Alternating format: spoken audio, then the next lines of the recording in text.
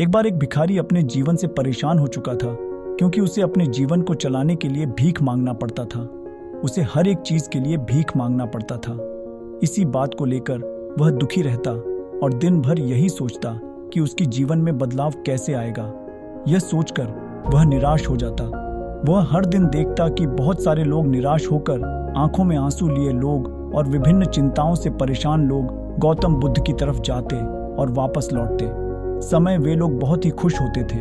वह भिखारी यह नहीं समझ पा रहा था कि गौतम बुद्ध उनके साथ ऐसा क्या करते थे कि वे बेहद खुश हो जाते थे। वापस लौटते हुए लोगों के हाथों में ना तो ढेर सारे पैसे होते थे, ना ही सोने चांदी। तो फिर ऐसा क्या होता था कि लोग बुद्ध के पास से लौटते वक्त इतना खुश होते थे? ये सब सोचकर वह भिखारी भी निर्णय लिया कि वह भी महात्मा बुद्ध के पास जाएगा और देखेगा कि ऐसा वहाँ क्या हो रहा है कि दुखी लोग उनके पास जाकर खुश हो जाते हैं। वह बुद्ध से मिलने के लिए उनके पास चल पड़ा।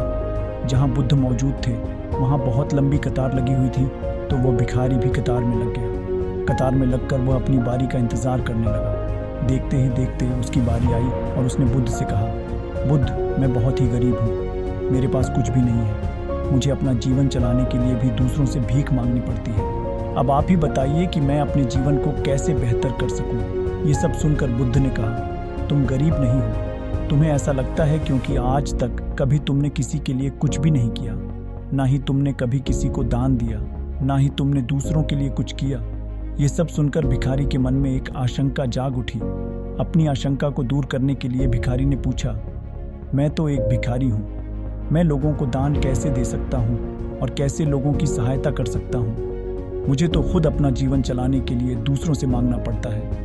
ये सब सुनने के बाद गौतम बुद्ध थोड़ी देर चुप रहे और फिर उसे बोले, तुम्हारे पास हाथ है जिससे तुम लोगों की सेवा में लगा सकते हो और दूसरों का भला कर सकते हो। इसके अलावा तुम्हारे पास मुंह है जिससे तुम लोगों से अच्छी अच्छी बातें कर सकते हो और दूसरों का हौसला बढ़ा सकते हो। यह सब करके भी तुम दूसरों की सहायता कर सकते हो। ज़रूरी नहीं कि दान सिर्फ पैसों से किया जाए। हम चाहे तो हम शिक्षा का भी दान कर सकते हैं, चाहे तो अन्न का भी दान कर सकते हैं।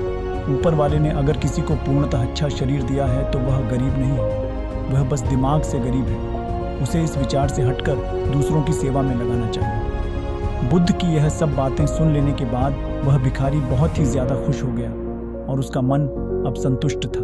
मॉरल ऑफ द स्टोरी, हम सब इस बात की चिंता में समय बर्बाद करते हैं कि हम गरीब हैं, लेकिन यह सत्य नहीं है। सत्य तो यह है कि जब तक हमारा शरीर पूरी तरह से बेहतर है तो हम उसका उपयोग करके आगे बढ़ सकते हैं और खुद के जीवन को बेहतर बना सकते हैं। अगर कोई व्यक्ति सिर्फ अपने गरीबी पर ध्यान दे और उसे बदलने की कोशिश ना करे तो वह मूर्ख है।